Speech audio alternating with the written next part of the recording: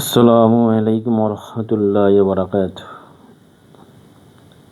প্রিয় ইমানদার মুমিন মুসলমান ভাই বন্ধুগণ, আজকের ভিডিওর বিষয়বস্তু হচ্ছে ক্যান্সারের ঘরোয়া চিকিৎসা। ক্যান্সারের ঘরোয়া চিকিৎসা পদ্ধতি, এটার উপরে সামান্য আলোচনা করব। এটা তো বিশাল বিষয়, তো সামান্য আলোচনা করব।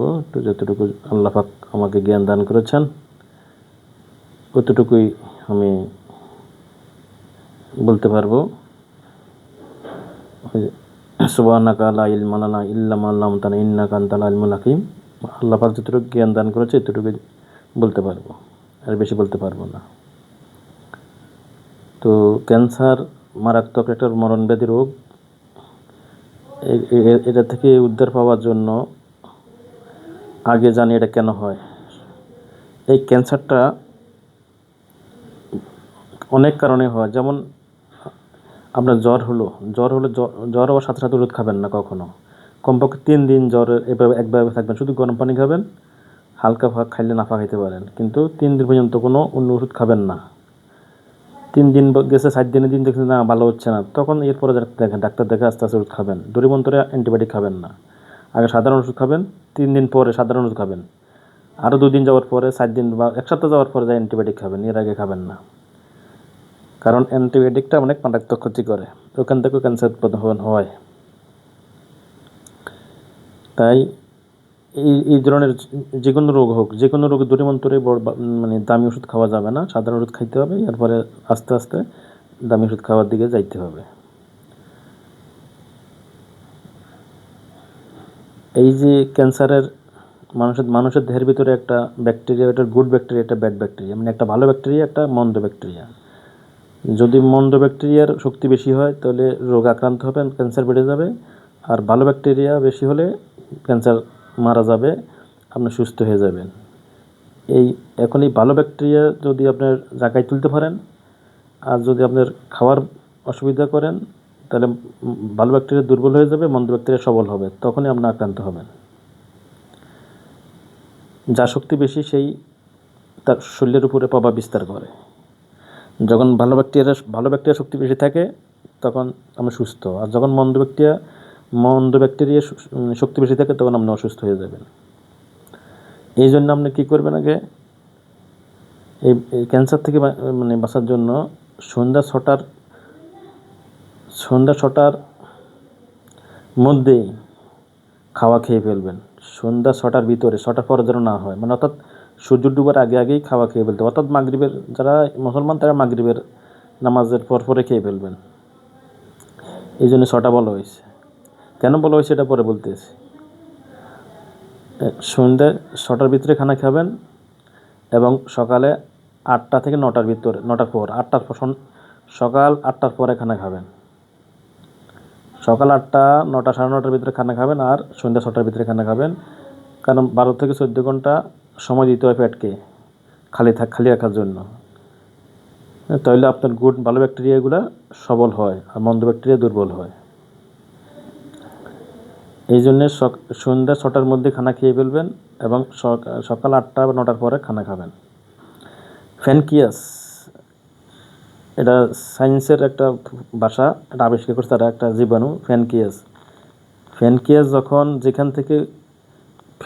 যখন সবল হয় তখন ওখান থেকে ইনসুলিন উৎপাদন হয়।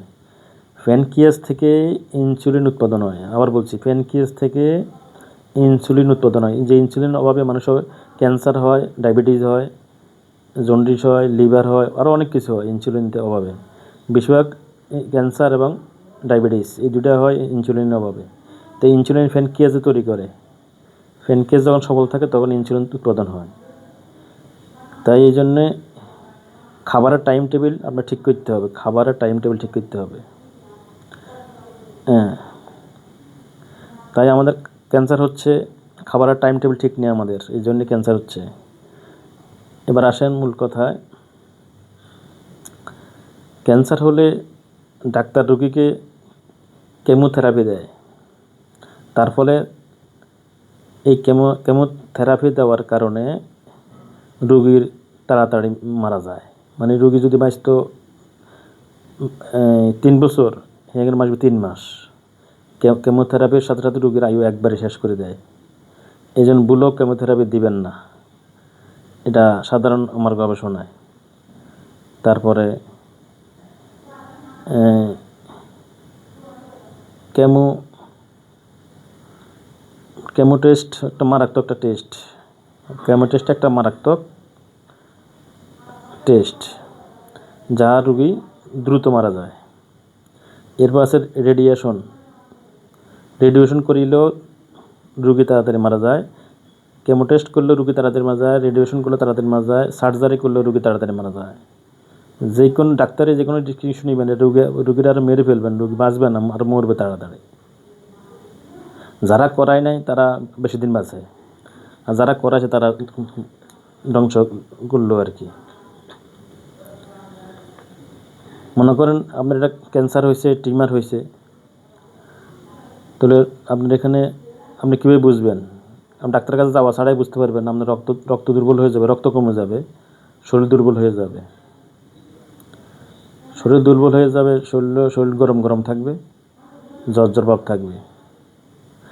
এবং এই টিউমারকে যখন টেস্ট করে তখন টিউমার থেকে ছিদ্র করে একটা পানি নেয়। ওই ছিদ্র যখন হয়ে যায় তখন এই ছিদ্র আর বন্ধ হয় না, তখন এখান থেকে এটা বাড়তে থাকে আরও। মানে একটা ফুটা করে দিলেন আর কি, ফুটা করে এই ফুটা আর বন্ধ হবে না, এটা বাড়তে থাকবে, আরও ক্ষতি বৃদ্ধি হবে। তাই এবার আসুন ডাক্তারি টেস্ট ছাড়া কীভাবে ভালো করা যায় সেদিকে চেষ্টা করেন। ডাক্তারি চিকিৎসা ছাড়া কীভাবে এগুলো ভালো করা যায় ওইদিকে আগে চেষ্টা নিতে হবে, আগে ঘরোয়া পদ্ধতিতে। এর পরে যাই না পারলে ডাক্তারের কাছে যাবেন। ঘরোয়া পদ্ধতি চেষ্টা করবেন আগে, ঘরোয়া পদ্ধতি চেষ্টা করার পর যদি ব্যর্থ হন তখন ডাক্তারের কাছে যাবেন। তাই রোজা, এই ক্যান্সার আর যারা ডায়াবেটিস এইসব রোগীরা বেশিরভাগ রোজা বা অন্য ধর্ম বলে উপবাস থাকা, মুসলমান ধর্ম বলে রোজা থাকা উত্তম। রোজা বা উপবাস থাকা অত্যন্ত উত্তম ওষুধ, এর উপর কোনো ওষুধ নাই।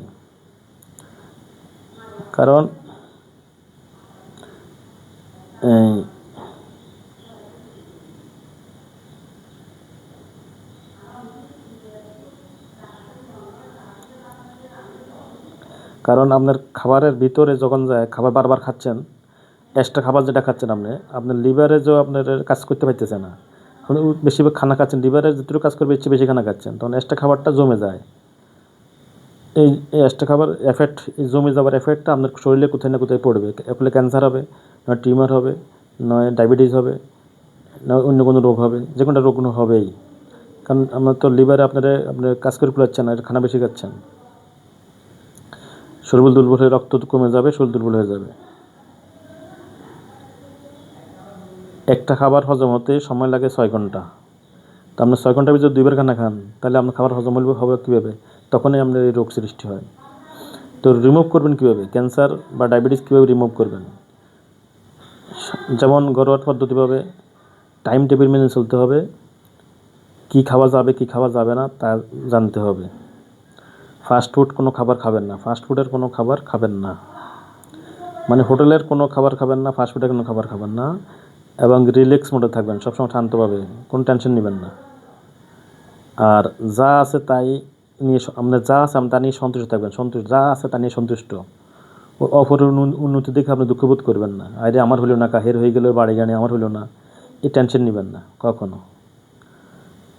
এবার আর আসেন প্রতিদিন রুগী প্রতিদিন 6 ঘন্টা খাবারের গ্যাপ দিতে হবে, মানে 6 ঘন্টা পর খানা খাইতে হবে, মধ্যে 6 ঘন্টা গ্যাপ থাকবে তার।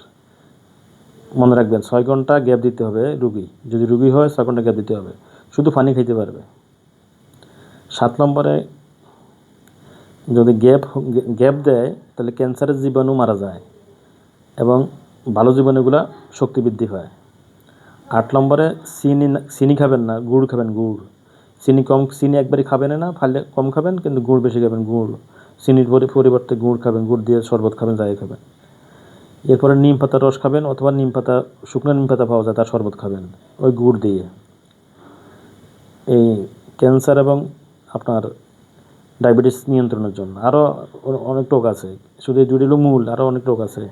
বহুত রোগের কাজ করবে। 10 নম্বরে আপনার একটি গমের দানা পরিমাণ, বা একটি ভাতের পরিমাণ চুন খাবেন, ভাতের সাথে গেলে খাবেন প্রতিদিন একবার, এভাবে 3 মাস। এরপর নারকেলের পানি খাবেন বেশি বেশি। নারকেলের পানি সবচেয়ে উত্তম। নারকেলের পানি অনেক উত্তম। আল্লাহর বিধাতার এটা নেয়ামত। বিধাতার এটা কি নেয়ামত। আপনার 12 নম্বরে লেবুর রস খাবেন, লেবু শরবত খাবেন। 13 নম্বরে সকালে ঘুম থেকে উঠে বাথরুমে যাওয়ার আগেই মুখে নিয়ে পানি পান করবেন।